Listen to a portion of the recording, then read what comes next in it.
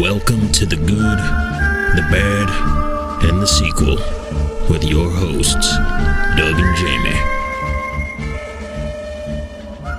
We are back, and this is the movie podcast where we're talking sequels, and we do it in two parts. The first, a discussion of the sequel, what they got right, what they got wrong, and how it could have been better. And the second, an interview with an actor or someone involved that made the film worth watching. I really hope you enjoyed last week's interview with Judy Fox. She's the personal talent manager to a lot of horror stars. Kane Hodder, who played Jason Voorhees, R.A. Mihailoff, who played Leatherface in Texas Chainsaw Massacre 3. But before we dive into this week's movie, I have to introduce you to my partner in this sequel watching adventure, Jamie Riccardi. Jamie, how you doing? I'm doing awesome, Doug. How are you doing? I'm pretty good. And now I'm going to be honest, I didn't hit record. We actually started recording this without actually recording this. So we only got a few minutes in, so it's not too much spoil. But so Jamie, what'd you think of the movie? Well, as I said before, you know what? I wanted to hate this movie so bad. I hated Son of the Mask, another sequel without Jim Carrey. So, and being a Jim Carrey fan, I knew that he was not in this movie, and I wanted to hate it so bad. I was dreading watching it. I told my daughter, I really don't want to sit through this right now. But I got to tell you, with not even 5 minutes into the movie, I laughed, and I think the movie was way better than I expected it to be. Yeah. And for people that didn't watch, listen to last week's episode, not know what the movie is, you might be thinking like, oh my God, is this like, what was the movie that he couldn't tell a lie? Liar, Liar. Was there, this is a movie I never knew about, you never knew about. Is this Liar, Liar 2? No. Is this, what is it? Yes Man? No, Nope. This isn't Yes Man 2. This is Ace Ventura, Pet Detective Jr. And this movie, Josh Flitter, a local Jersey guy, he starred in the movie. And next week, I had the opportunity to interview him, and he was awesome. He does improv in New York City.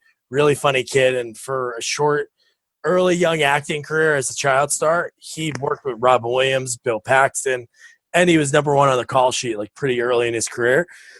But yeah, you're right. This movie, not that I wanted to hate it, but right off the bat, Son of the Mask had nothing to do with the mask. The only thing that was the same is the mask. This, at least we had a lot of things that did tie into Ace Ventura. Yeah, and it's funny. And even though I know it's Junior, but not until like maybe 10 minutes into the movie, I wasn't sure if this was Jim Carrey as a kid, or if he's the son, because they don't mention the father, they don't mention Jim Carrey at all. So I wasn't too sure, which direction they were going in. But I got to tell you, the kid grew on me. He's a funny kid, and I don't like a lot of kids starring movies. I've seen a lot of them with my kids. But this kid has a lot of adult humor to him. His mannerism, the way he speaks, and I actually laughed out loud in like two scenes that we'll talk about. That I think the kid did a great job, because if it wasn't for him and if it was a different actor, I don't think I would have liked the movie. Yeah, he crushed it in the role. He went back and studied the mannerisms to a T. Like we're going to mention it, but he quotes some of the lines that and love from the first two Ace Ventura movies, and he crushes it. And one thing that's really funny is one of the stories, and you guys can look it up on YouTube. He worked with Robin Williams in, I should know the name of the movie, the one with Mandy Moore and John Krasinski are getting married. I'll look it up and tell you guys in a second. He plays a priest? Yeah. Yeah. License to Wed. Yeah. Is the name of the movie. So he plays an altar boy in the movie, and he's in a lot of scenes with Robin Williams, so they work together a lot. Robin Williams, in the middle of an interview with, I think it was Larry King, in the middle of the interview, started talking about Josh and how, for such a young kid, he's so mature with his humor. And Jay Leno, he was a guest on Jay Leno a few times. Josh was. He was on Jay Leno, like a young kid that's 8 years old, and just absolutely crushed it. But yeah, well, if you could star in a movie with Robin Williams, who's one of the greatest improv actors, maybe of all time, totally, and you can go toe to toe with him as a kid, you got some talent, So yeah, so go ahead. Yeah, let's start this off. The first thing I have to mention, did you catch what his middle name was? I did not. It was Irwin. Steve Irwin. Ah, okay. Yeah. What, they said that in the beginning, or It was like pretty early on. They said Ace Irwin Ventura, but yeah. So when was the first time you laughed? Was it when he's chasing the rat with the churro? no. The first time I laughed was when he goes to see the girl for the first time that he likes. We'll get there, but yeah. But do you know who the mom is? Yeah, Cusack's sister. Yeah, has she been in anything else? Because I mean, you have Joan, you have what's his name? John. John. I never seen her before, but she obviously looked just like him. But, I know. No, she wasn't in much. Like when I saw her, I'm like, man, it's definitely like a sibling. Yeah. But yeah, the movie starts off with Ace Jr. showing his love for animals, like his dad. And he's chasing the rat, and he sees this rat. He has him in the corner, and the rat's like going for cheese. This is what I don't get. So right off the bat, I've really enjoyed this movie. Josh, I'm serious if you're listening. I've really enjoyed this. But you have this long churro, and you bite a piece off of it, and I thought he's going to bite it, spit it, hit the trap, then the trap is disabled. He jumps and uses the churro to hit the trap. He actually took length off of his churro reach. Now, did he eat that piece? He just spit it out, I thought. Okay. See, I mean, he ate it. Yeah, I think he ate it. And again, he definitely was not. He was a portly kid. I mean, and they make jokes about it throughout the movie. Getting stuck in the locker and everything else. So I think that was just a food. I don't know, maybe a food thing. I think he might have ate it. I don't know. I thought when he bit it off, he was going to do some kind of grenade thing, like he was going to toss it or I don't.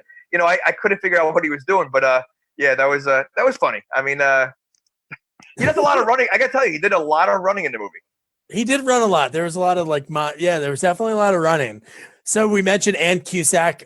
She works at a zoo, and she mentions, I don't know if it's right in the beginning or a little bit later, she goes, Ace, I got this job so you can be around animals. It's like, come on, you do your career choice just to keep your kid happy, I guess, because you're married to Ace. Yeah, but don't forget, I mean, he's a weird kid. I mean, he is a little weird.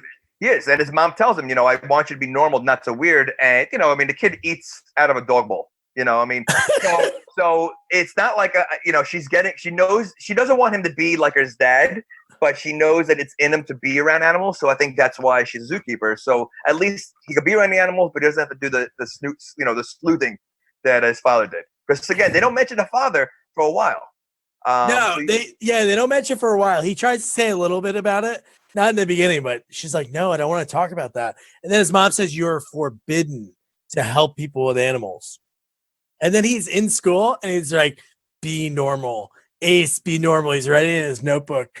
And then he just hears everyone in the school, which we find out later why, but everybody in the school is like, oh my God, I lost my pet.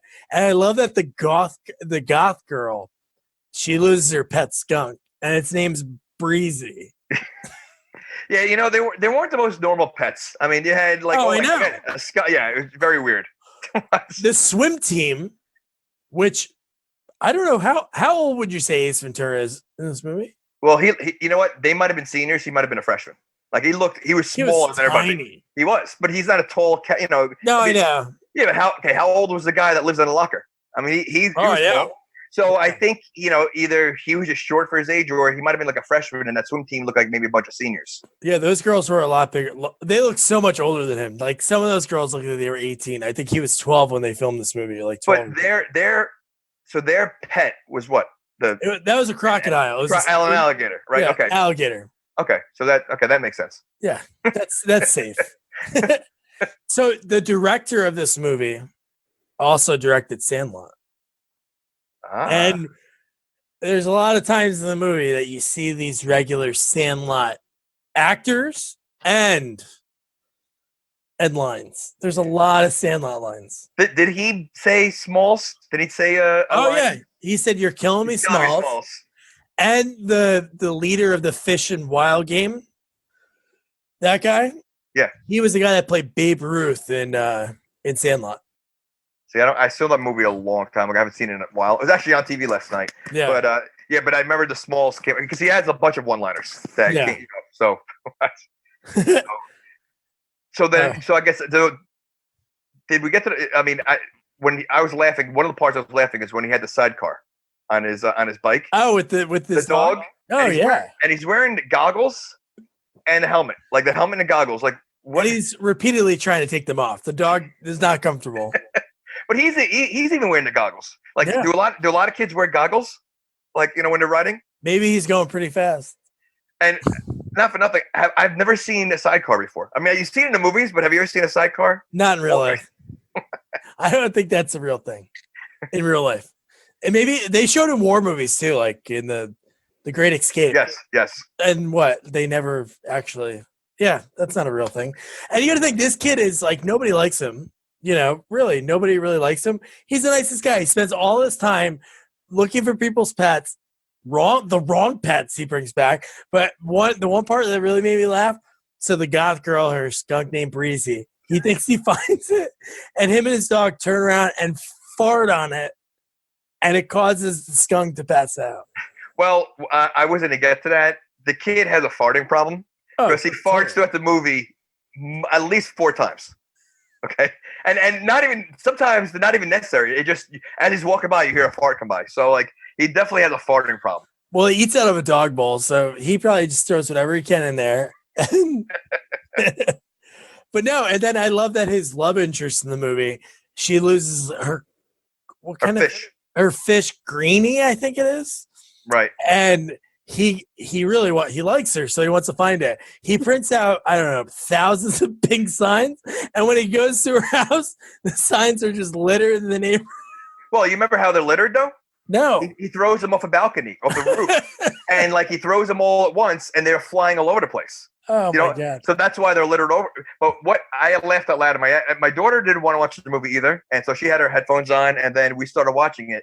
But when he's walking up to her door, and he's talking to the dog, and he's like, Yeah. "What? You don't think I have the guts to talk to her? You don't think you trust me? I'll talk to her." And as soon as she opens the door, he goes, "Oh my God, you're pretty!" Like he just couldn't control himself, and I was dying. Just the way he said it was very funny. It was very natural, and he just like blurted it out.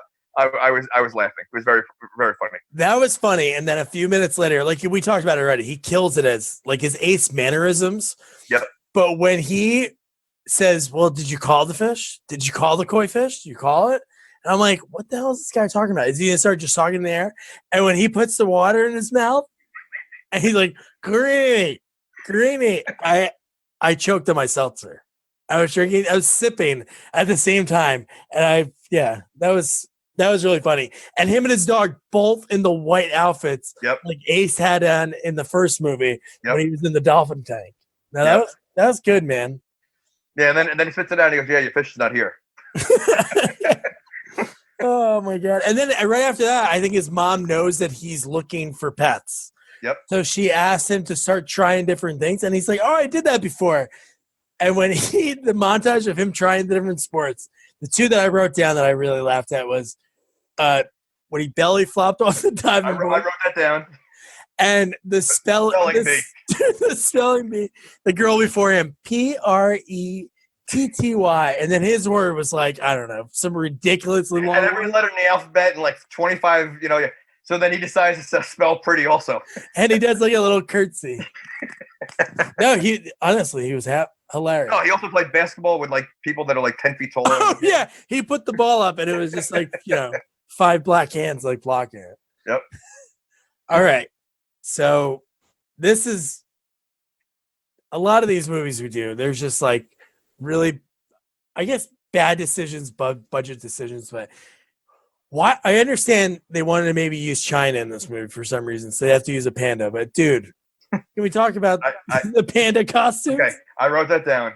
The worst costume really ever. Yeah, I mean, and they had all this realistic. I mean, even the alligator looked real. Like they had that costume looked like someone standing on the outside of a Chinese restaurant handing flyers out. Yes. That's what it looked like. It made Splinter from Teenage Mutant Ninja Turtles 3 look good. It was that bad. It was bad. It was really bad. And then when the burglar was running away with it, it looked like a panda, like that somebody would win at like a county fair running away. It looked so bad. I'm surprised because I think they could have done a better job with that. Yeah, that was rough.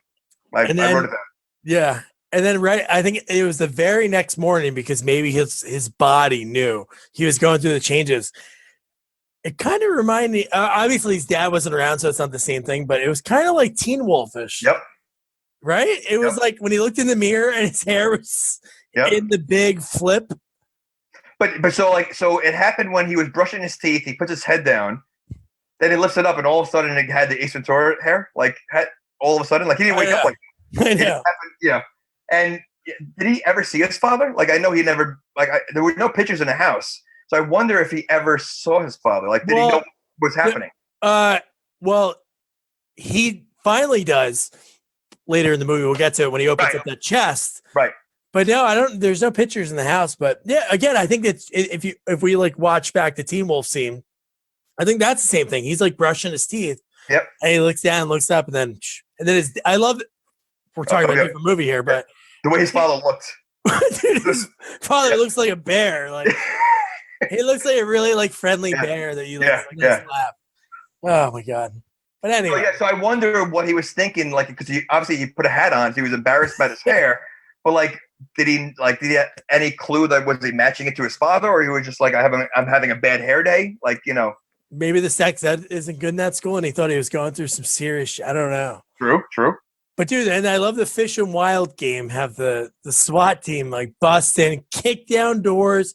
They guns blazing for a panda thief. Yeah. And that guy looks familiar. The main who he's in a lot of movies. I mean, I know the main guy that he keeps pulling the patches off. Oh, that's the guy that played Babe Ruth in Sandlot. He's in something else though. Like he's in a ton. No, dude, he's one of those guys.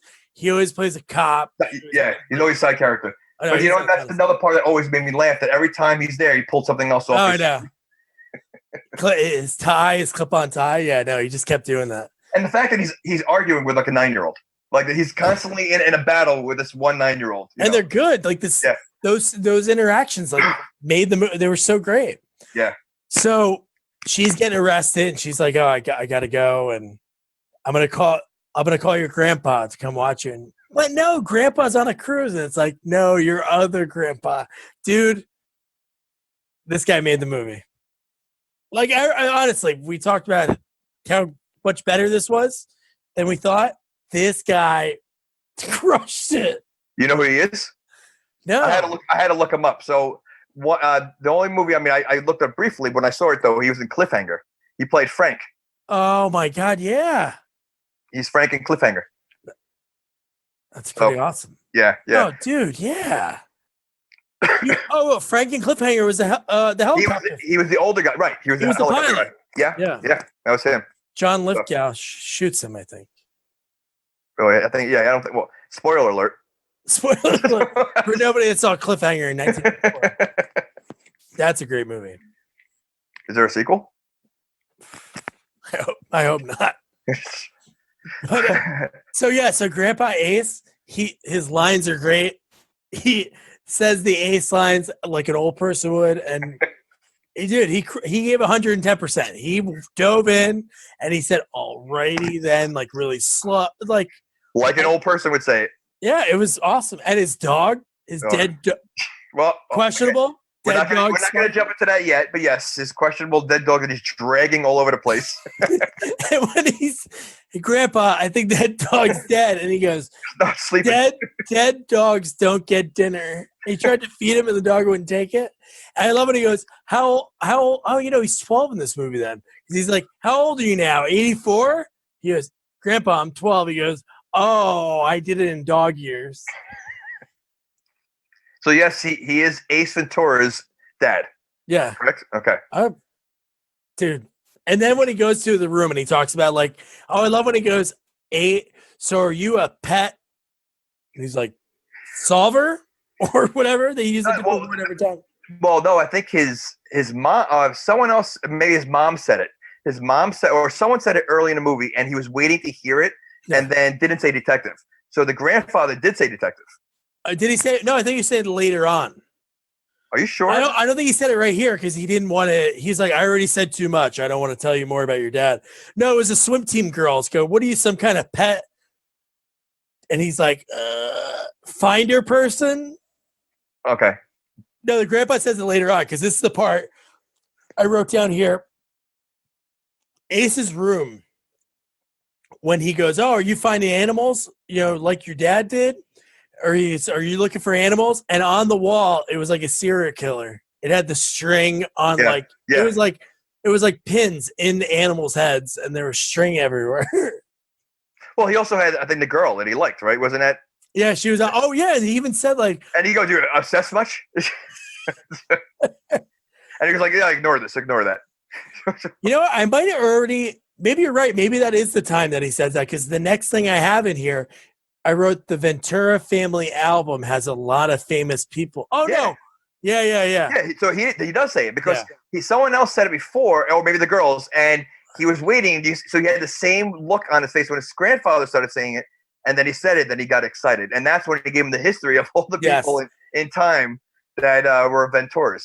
Yeah, one was a famous explorer, and and they just added Ventura to the end. And they all had the same hair. Yes. So the hairstyle hasn't changed since the 1700s. Yeah. It definitely sticks with them. But it was funny. It was like, this wasn't it, but it was like Marco Polo Ventura. I'm like, oh, come on. They could have maybe like found some kind of, they should have done baseball player Robin Ventura. Well, it started with the Darwin. I think the first one. Oh, yeah, Charles Darwin Ventura. Yeah, because they had like the monkeys, and then they had Ace Ventura, the pitch. Like walking, like kind of funny. And the Jim Carrey Ace Ventura as the last, Yeah. As the Homo sapien. I must say that the Ace that was holding the baby looked nothing like Ace Ventura. They could have had a guy that at least had the same body type. I know it's probably like a $50 role. They could have had a guy it looked like a totally different, like. There's so many people that could have easily. I mean, look at Saturday Night Live. They did the Ace Ventura, or the Jim Carrey, family reunion. Yeah, right. I mean, and you know what? At some point I'm thinking like, all right, maybe he's gonna show up at the end or show up at some point. Just to show his face for 2 seconds. Yeah. So I mean, I don't want to do a spoiler alert, but he doesn't. No, I get it. Like, I get why people like why do something for nothing, like why help out, but I don't know. Again, I'm not in his position, but well, what I don't understand is Ace Ventura was an adult movie. I mean, I know kids saw it, but it was aimed for adults. Oh yeah. And so now you have this kid movie that. What if a lot of kids didn't go see it? Which maybe this is. I mean, I don't know how much money this. I don't know if it was direct to DVD. It was. It was okay. Yeah. So, but how many kids really knew Ace Ventura? Cause I'm sure they were thinking like, maybe we have a franchise here. Maybe we can make another Ace Ventura Jr., more, but I'm assuming it didn't do well. But maybe because a lot of kids don't know Ace Ventura. It wasn't an adult, kid movie to begin with. Yeah, there was, when I talked to him, because there's not much online about it, it was supposed to be in the theaters. And then budgeting, like the company that was the backers didn't have enough. So Cartoon Network bought the rights. So then it was a Cartoon Network movie, like straight to that. But he said that they planned to make it multiple movies, but it probably just didn't get enough viewership. Sure. But okay. Hey, you're right. Like when I was a kid, like why, like I wanted to do a podcast when we talked about this. Like for some reason, all these like VHS tapes that my dad would get from like work, garbage man, people would always toss out sequels because I had Ace Ventura: When Nature Calls. I know that movie more than the first one. So I watch it all the time. And there were so many jokes going back. I'm like 8, 9 years old watching that. And he's in the rhino and he's sticking his finger out the butt. And like, I'm like, oh man, that's so great. It's like, now looking back, like it's like, that was. Yeah. And a lot of sex jokes that would come up. But Yep. So we find out that the panda in the movie, when Ace wants to go talk to the panda at night, it understands English, it seems, because he says, I don't have my mom right now either. And the panda sounds like a dolphin. It sounds just like the gopher in Caddyshack. Well, again, don't forget, Ace was able to talk to animals. I mean, he does. Oh, yeah. And he does have some way of communicating with his dog. I mean, that is true, yeah. There must be something in their genes that they can understand the animals that, so he probably did talk to the panda. That is true, yeah. So, but he also, again, he also growls like a dog. Yeah. He eats out of the bowl. I mean, the kid definitely is a weird kid. Oh no, he's just like him. Yeah. No, it's great. So, then we're, yeah. Yeah, no, I was gonna say we're now the part that I've written down next is we meet his friend. Well, his soon to be friend, A plus. Was that before he started searching on his own? Because I wrote down him climbing the wall. Do you remember the wall he climbed? So I thought it was right after the grandfather told him who he was. So now he's like, all right, I'm going to do my own research. And yeah. He climbed the wall. That's shorter than him. Yeah. And and again, he's and that's where he goes to the bear again. That's when he finds the footprint. Oh yeah. That's when he figures out that it's not. Yeah. Right. No, and the dog uses the door. Yes. Yeah. He says, I wall. Yeah. And then he talks to the panda. Yeah, you're right. Yeah. And then I think the next day in school, he's like, I need help. So this kid, A plus, who before we find out, he's running around with a cell phone that it looks like a cell phone, like a tracking device, a GPS that tracks bullies. It says bully alert, and it has like bullies. So we find out he chipped them by feeding them gummy worms. That's pretty illegal. And the kid has his like own Real Genius-ish like lair. So if you remember in Real Genius, they opened up the door, of course. and it was like in the closet. Oh yeah. In this, it was a locker, and the kid had like a ginormous like lair. He almost reminded me. Maybe that's why they had him have glasses and be skinny. He reminded me of Ace's buddy in the first movie, Manhattan Clam Chowder, the guy that was like, yeah, that weirdo guy. Hey, Ace. Your school didn't have a locker that went down to a lab like that? No, I didn't have that. Oh, okay. I must have went to a good school. Well, yeah. My parents, when they were looking for schools, they were like, "Do you have a room that goes through a locker?" Oh yeah, we do. We're going here. Well, at first Ace couldn't find him because I guess he needed to use him for something. So he's being chased, and he hears his voice coming from the locker. Yeah. And then Ace tries to go through there, and this is what I was saying before. He gets stuck, of course. I even said to my daughter, I go, "How is he going to fit in that locker?" And he couldn't make it through. But yeah, he's got his whole lair in the basement. Who is excited actually to see Ace because he doesn't really talk to too many humans. He doesn't. Yeah, he has no friends. So the next kid that we meet, and it seems like it's always like this in like kids' movies, Little Rascals. There's always like that rich kid, and the kid's pretty douchey. He's kind of effeminate. He's feminine. A little bit, A little? Pennington Jr. He's from a TV show my kids used to watch, iCarly. He was on there. Was he one of the main kids? I don't think he's one of the main kids, but he played a similar role. The douchey, like, rich kid in there. So he does that well. He wasn't the True Green kid that used to take his shirt off? No, it wasn't a True Green kid. No. Is that a plug? Did we get a sponsorship for that? I hope so. So now is okay. So is this before they're on the bikes I have something like the seeing eye dog, but he's facing backwards. Do you remember that? Oh no, that's when they go to the museum. Okay. Yeah. Well, all right, we didn't get there yet. Well, no, just before that, the only thing I haven't written down is when he goes up to. This is the one part about the writers of this movie. They were really about what was like viral about that time and like older, like adult jokes. So you watch a lot of these kids movies and there's always like, oh, I get that now. So in this one, when he goes see Pennington Jr.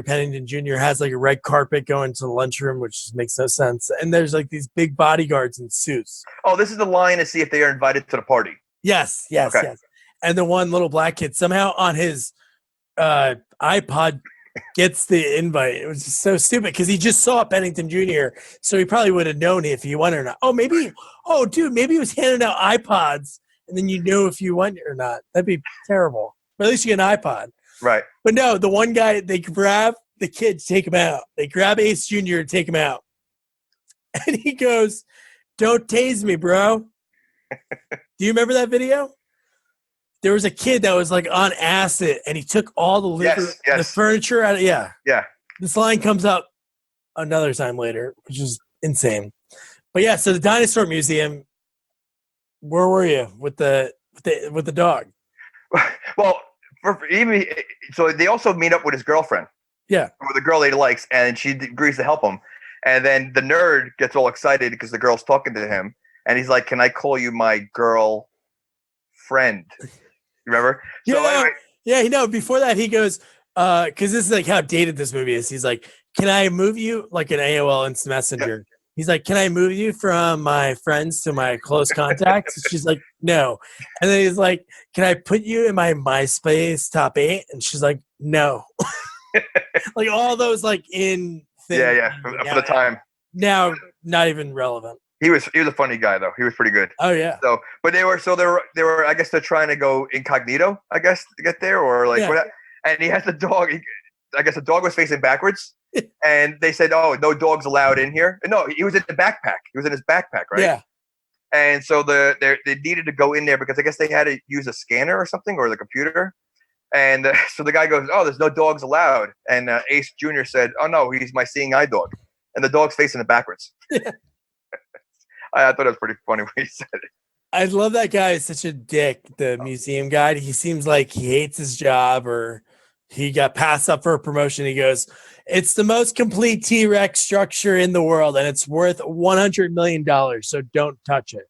And Ace's dog took a little piece of the foot, and the whole thing collapsed.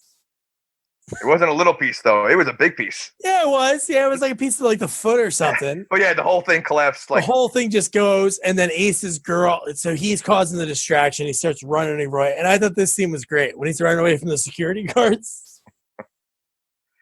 now that was all at a museum, correct? Yeah, It seemed like it was like an obstacle course. There was like so many different ins and outs, and you don't see anything but just like these like ramps and like walkways and like. I was trying to figure out where are they running to, like no expeditions or anything, exhibits. I mean, there was no. I guess they anticipated a lot of lines because no, you're right. And the best was he was going so slow, and he used wheelies, which are another like trendy thing back then. And while he's doing that, causing distraction, his girlfriend, quote unquote, she is like stealing. She's like plugging in to be able to get all the information off that scientist's computer who used to work for Pennington Jr.'s dad, who they think might be behind taking the panda. So the worst part is when he's going so slow in the wheelies, which are like rollerblades for people that don't remember them. Or I think the proper terminology is heelys. Ooh, heelys. Yes, you're right. So wheel in the heel, wheelies. So yeah, or heelies. So yeah, no, he's going so slow, and the guys just can't catch him. They're running into each other, falling on the ground. Now, let's not forget that he's about 5 pretty large security guards and like one short fat kid, and they can't catch him. Yeah, and they can't catch him. Yeah, no offense to anyone that's a young fat kid, but they can't catch him. I mean, he's ducking and dodging. He's they're tripping on each other. They're yeah. But we did get a nut shot and a fart gag because he farted once again. That was fart number 3, by the way. Fart number 3. Yeah, fart number 4 is coming. It is coming. So, if you remember the girlfriend, first half of the movie, we're about halfway point. She had braces. She doesn't anymore. Did you realize that? No, I did not notice that. It was so weird. I don't know where I'm like, wait, dude, she had braces. So I paused it. I go to the beginning. She had braces, so I don't know. That is funny. I guess her dentist is like, hey, you got to take these things off now. You know what? I wish you had, noted we saw that and noticed it, and you could have mentioned it to him when you had the interview. Yeah. You know what? I did watch it before I talked to him. I just didn't, because we're pausing a lot and we're going into it. Oh, wow. That's funny. So then, now they're in court. But she has Heelys too. We'll add that in, but I don't know. There wasn't really much to it. But court, did you, right off the bat, do you remember a joke they said? Adult joke? Go ahead. So I'll break it down. So he goes into the court. He has a wheelbarrow and he pours sand down, right? Or dirt? Yes. And he has like shoes that he has that can be used to cause the panda footprints. And they talk about the depth, and his mom weighs. Oh, that was pretty funny too. Yep. Mom, how much do you weigh? She's like 110. And he's like, Mom, be serious. She's like, okay, 130. But no, and then he goes, if the footprints don't fit, then you must have quit. So these writers are using like Johnny Cochran OJ jokes. Yeah, and you know what? I wrote down, he's a pretty sharp kid. I mean, like in real life, because Oh yeah. he had a lot to memorize in that scene. There was a lot that had to flow out. He was ramble on, like sort of how Jim Carrey speaks fast, in a lot of his movies. Yeah. And I thought I was very impressed the amount that he had to memorize and just spit, because that was a big scene. And then after like he kind of proved them wrong, I wrote down he said something like, "Wow, that must have hurt. It's going to get worse." Like he was just he was so cocky in there. Like he owned that courtroom. Oh yeah. But that guy was against him. The wildlife, like he was just totally, totally didn't care what he was saying. Yeah, they had a great like back and forth. Like yeah, it was good. So then, obviously, didn't work. His mom's still in her bail was like $500,000. Yeah. Yep. Which is pretty serious. So then she finally tells him like really quick about. Well, but before you get there, he farted in court. That was so that's number 4. Just wanted to put it out there. Number 4. Okay, I'm sorry. Go ahead. No, I think she was actually already on like the prison bus. She was going on the bus, which I guess there was a lot of inmates that day because she was in the back of the bus. Yep, and she handed the key. Yeah, that was when he gets the key. Yeah. So, would you say that again? If they made another Ace Ventura, it's not like they have to go to this movie and be like, "Hey, we have to make sure we keep everything perfect and use a kid." But kind of shitty that they killed him. Well, they didn't kill him because they didn't say they found his body, but just the fact that they mentioned that. Why couldn't they just be like, he's on an expedition? Yeah, I know. I didn't like that. Again, I thought it would have been cool to have even someone you could have had with the haircut and showed him from the back. Like his dad and having the Hawaiian shirt on, like, and without even showing his face, like just showing him there, like that would have made a big difference.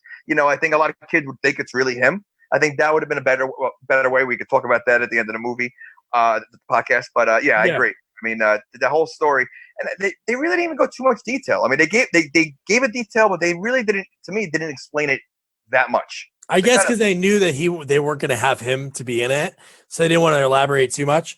But you know what? They could I know we talk about it at the end when we talk about things that would work, but if you remember, like 2.5 Men, the last episode, they were like, oh, all the buzz before the last episode was like, Charlie Sheen's going to come back. Charlie Sheen's going to come back. And then they showed like a shadow of him or like the back of him. Yeah, they could have done that, like a back of him, right? Like getting ready to like pick him up at school. And he's like, I got to go or something. I don't know. No, I agree. But so, oh, no, it is this part. I just wrote it. I'm looking at my notes now.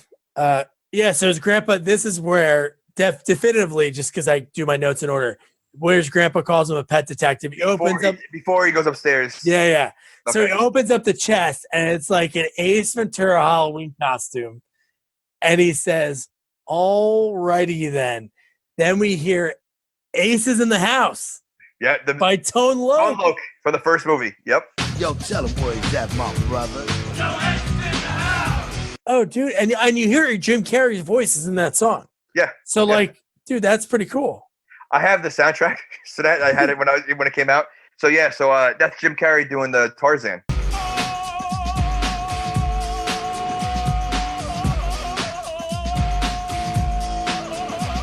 In the beginning of yeah. So that was pretty cool.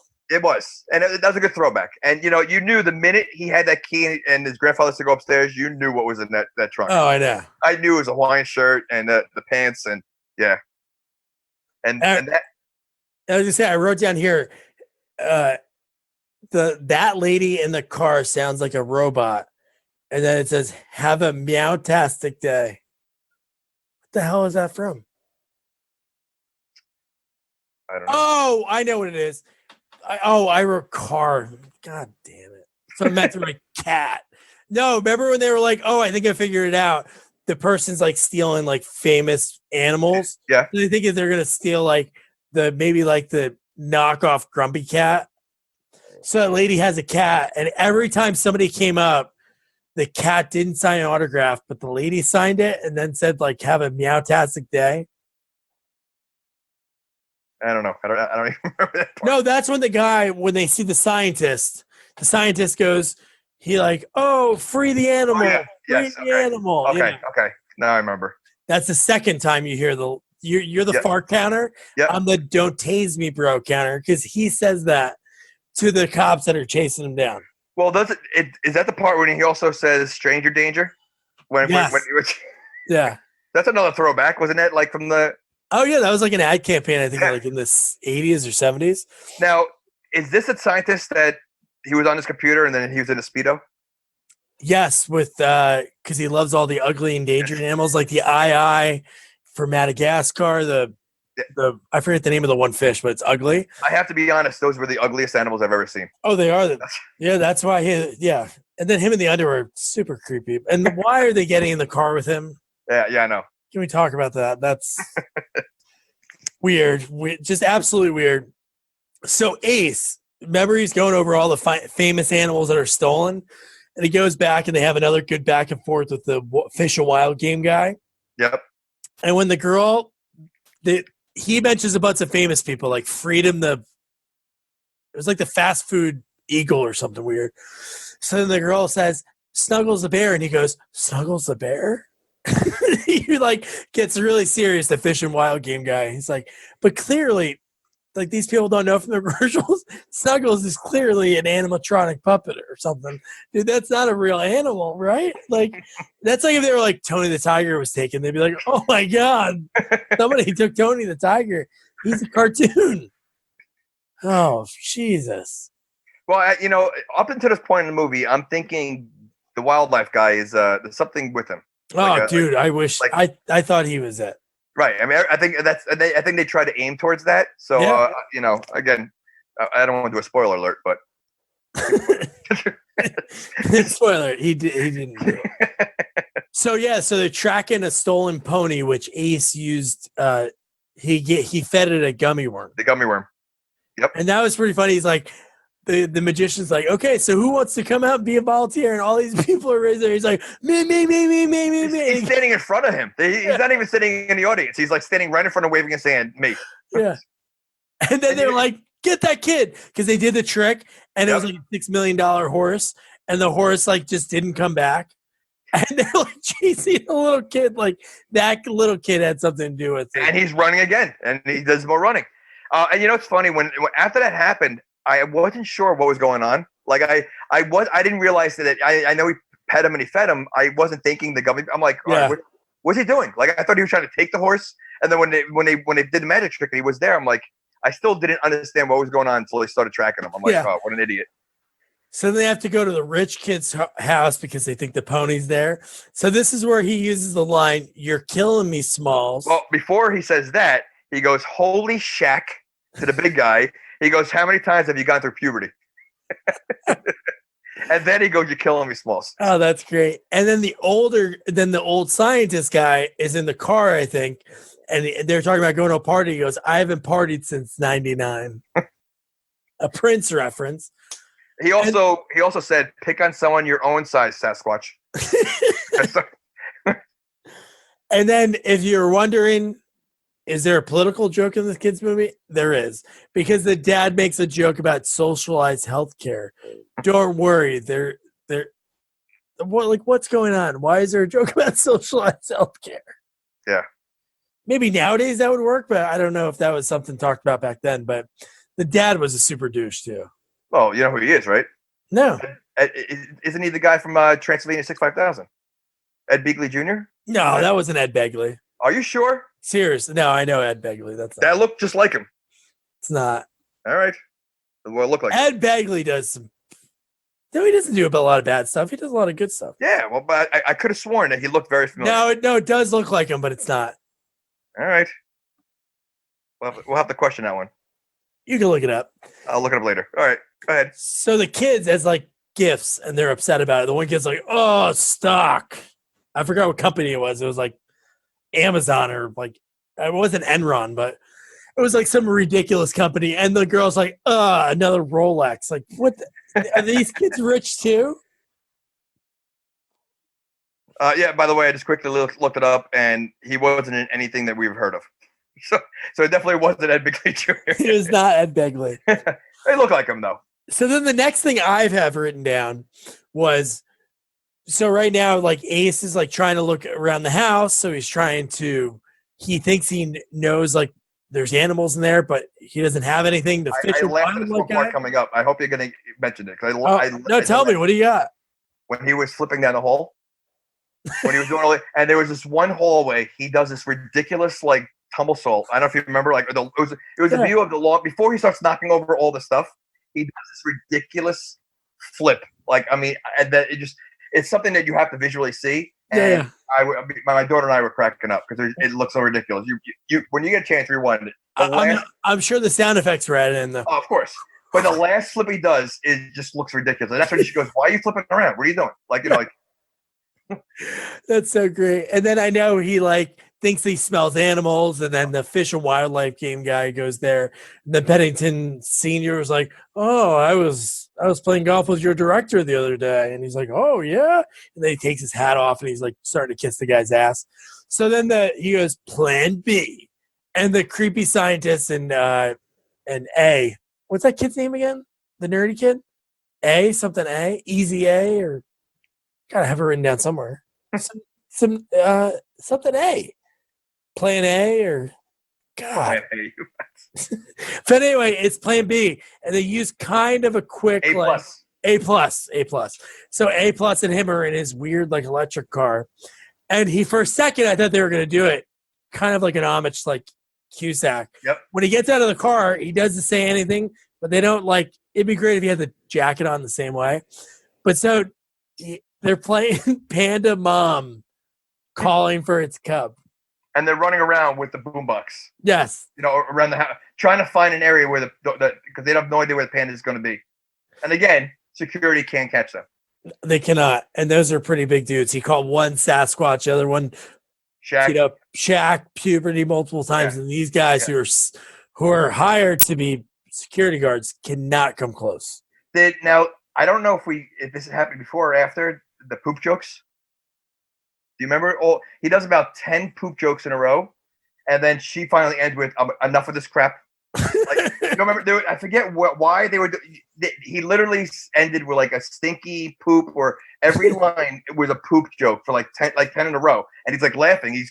And then at the end, she ends it with enough of this crap. You don't remember that whole? Oh, was this? No, I don't remember. It was around this time. It was after he was flipping down the hall. Maybe he found something in the. Something poop related? Something poop related. Or butt related? And literally, there's about 10 jokes that each sentence ends in some kind of poop or crap or something. And he, one after another. And then she just ends it with, "All right, enough of this crap." You have to watch it. Go rewind it again when you can. I'll have to rewatch it again. It is a very funny scene. But yeah, so Ace, because like the sounds that are coming, and the Pennington Senior's like, "Don't go into that barn," and he opens it up, and it's like every animal, and he names all the animals of the kids that got taken. And so it was Pennington Jr. He stole all the animals, and then he acts like, "Oh, do you know who my father is?" And I think the kid takes his shirt off, or like he takes his jacket off to like throw it away. Yeah. And Ace Jr., before he goes up there, he says, "Come to me, my jungle friends," all the animals that are in the stables. And again, great line from Ace Ventura when he's standing there and all the animals are like hanging off of him. So he takes the koi fish out, Pennington Jr., inside, and he throws it into the crocodile? Was that a crocodile? Correct. Throws it into his mouth. And Ace, along with some young kids, the young kids hold the crocodile's mouth open. And he jams his arm in there. Huh? And he jams his arm in there. Yes. To reach out for that. And he pulls out. Do you remember what he pulled out? A menorah. And then they say Mazel Tov. So I was wondering, like, of all things, like they could think of, like, pull out of this alligator. Why that? Like, maybe the writer was Jewish. I was gonna say there has to be some kind of underlying joke there. That's something you could have asked the kid, because that, to me, like, that's such a bizarre thing. I know. Like, really, that's such a random thing to be pulling out of an alligator. I mean, there's so many stupid things you can pull out. I know. If you told me that, you know, they're gonna reach into this alligator and they're gonna pull something out, I think the last thing I would ever think of would be a menorah. Yeah, I would think maybe like a golf club. Give me a boot or something. Yeah. Something stupid. You know, ham sandwich. But a menorah would be the last thing you would think of. And the attire. Yep. But yeah. So then they get the fish out. He saves the day. And when they throw the fish, who saves it? The dead dog. The dead dog. He's no longer dead. That was honestly, that was like an M. Night Shyamalan twist. Because honestly, because we never saw the dog upright. Yeah. I didn't even know it was the same dog. Like I saw Grandpa, but I didn't put two to two together. He pulls that dog everywhere. I mean, dragging it. So like, you think that dog is dead for sure. Yeah. But sure enough, he saves the day. He did save the day. And then I don't think there's too much left. The last thing I have is when Ace starts high-fiving all the Chinese officials. All the Chinese. Well, he has his moment with the girl. Did he kiss the girl at the end? I think she kissed him on the cheek. Ooh. Yeah, that was big for him. Well, it's Cartoon Network. He can't go full on mouth, you know. But yeah, so he's like high-fiving them all. And then they show the freaking panda again. And seeing that panda, like there's not even a question. It's not like I look at it and I go, is that somebody in a suit? No, it's someone in a suit. The last note I wrote down, the bear really was the worst costume I've ever seen. Oh, ever. That was the last note from the movie. So like I'm ending the movie with that costume. Yes. You know? Well, the movie ends with, all righty then. Yeah. All right, so that was Ace Ventura, Pet Detective Jr. And so first, before we break down ways that it could have been better, which I think for what it was great. Would you recommend people to watch this? Yes. I would recommend it if you're a Jim Carrey fan. If you do like the Ace Ventura movies, it is silly humor. So you have to go into it knowing that it's a silly humor. It's a great movie to watch with your child that you can get some laughter out of it. There's a lot of kid movies today that, I'm bored to death, watching with my kids. But this is something that you'll actually laugh at some scenes. So, I think it's definitely watchable. I'm disappointed that they still made it without Jim Carrey because, again, it's Ace Ventura without Jim Carrey is not the same. But I have to give this kid props. He really did a great job for what he was given. No, I have to agree. It's just the fact that, especially when you look at Son of the Mask and the way they looked at that movie, they didn't mention anything about Jim Carrey at all. This movie, the lines, there's so many lines that when you heard him, you're like, oh my God, dude, this is so cool. And it's his kid. So there's like a real connection. The dad was great in it. Yep. No. And like you said, his interactions with the Fish and Wildlife game guy, that was awesome. Him ripping the badge off. Towards the end of the movie, he rips the clip-on tie off. And then he rips the one badge off, throws it on the ground. The guy has another one and puts it on his own. So he was like ready for him to do that. He stood toe-to-toe to everybody. And again, you mentioned it before. He acted with Robin Williams, one of the best improv people out there. And then he filled Jim Carrey's shoes, who is the best modern guy, improv person. So like he filled some shoes, and he held his own. I don't know a lot of 12-year-olds that would have been able to do that. Yeah, I don't think I think that was the only person that could have probably played that role out there. So around that time, just while we're looking before we get in what we would have done to this movie, he was in 3 movies, Jim Carrey, around that time. He was in Yes Man, Horton, Here's a Who, I Love You, Philip Morris, A Christmas Carol, and that was pretty much it around that time. And you know what? Around that time, to me, is when Jim Carrey's stock started falling. Yeah. No, he did number 23. But before that, Fun with Dick and Jane is pretty funny. That was, I think, Fun Dick and Jane, and I think I mentioned this earlier on with Son of the Mask. I think Fun and Dick and Jane was his last, like it wasn't as good as his older movies, but it wasn't as bad as his newer ones. Like that was like the last like good Jim Carrey movie, and then like it just started going. So like, there's no reason why he could have done this. Oh, I know. I think his stock already fell a little bit, so he wasn't as big as he was. He should have made a cameo just for respect wise, because Ace Ventura is what put him on the map. Yeah. I know he was in Living Color, but Ace Ventura was his first vehicle. It really put him on the map, and he should have showed his face in this movie, I think. No, that'd have been cool. Just even like a little kind of what movie was it? Robin? I don't know if you remember Robin Hood with Kevin Costner. Oh yeah. Do you remember who the king was at the end of the movie? Oh, was it? Sean Connery. Oh, yeah. You know, like he wasn't in the movie at all, and then Sean Connery just rides in for the last like 5 minutes of the movie. You know, that was pretty cool to see him there. You know, that's something like this, like, you know, just seeing Jim Carrey walk in, or if you really can't get him, like I said, have a guy wearing a Hawaiian shirt, his pants, his hair from the back, and just see him from the back. Just see him from the back. That would have done enough. Even if he did like a voiceover, like in some studio, and then they just had the back of him. I'm gonna have to say, Yes Man was pretty funny with Jim Carrey. It was, but it in a way, it was sort of a knockoff of like to me, Liar Liar. Like it was kind of like sort of, yeah. In a way, I mean, like again, it was similar kind of. It was funny. I mean, I saw them all. I saw 23. You know, it was a creepy movie. You know, I did see Philip Morris. Did you see that one? No, that was with Two-Face, that actor. I forget his name. Was it? He plays. I think it's based on a true story of the guy with the cigarettes, Philip Morris. Yeah, I think they fall. He plays a gay character, and he's so over the top. It actually has some funny scenes. Oh no, I'm sorry. It was Ewan McGregor was Philip Morris in the movie. He played his boyfriend. Yeah, no, but all right. So, what would you have done? I know you just mentioned a little bit of it. You know what? I think that's what I would have done. I would have had some kind of like I wouldn't have ended with like it's Ace Ventura. You got to bring him back somehow. You know, a phone call or have him at the end of the movie. You know, obviously, if you bring him in too early in the movie, then it becomes about him and not the kid. You know, you want to focus on the kid. But I would say at last 10 minutes of the movie, somehow have him come back into this kid's life and see him. You know, like I said, either someone that I would say from the back. Either like, you know, someone from the back or a phone call to him. I think that really is the only thing. There's really not much to me to change because the kid held his own. They found the right kid for it. You know, it's better than what I expected it to be. So no, I 100% agree. They could have done like the littlest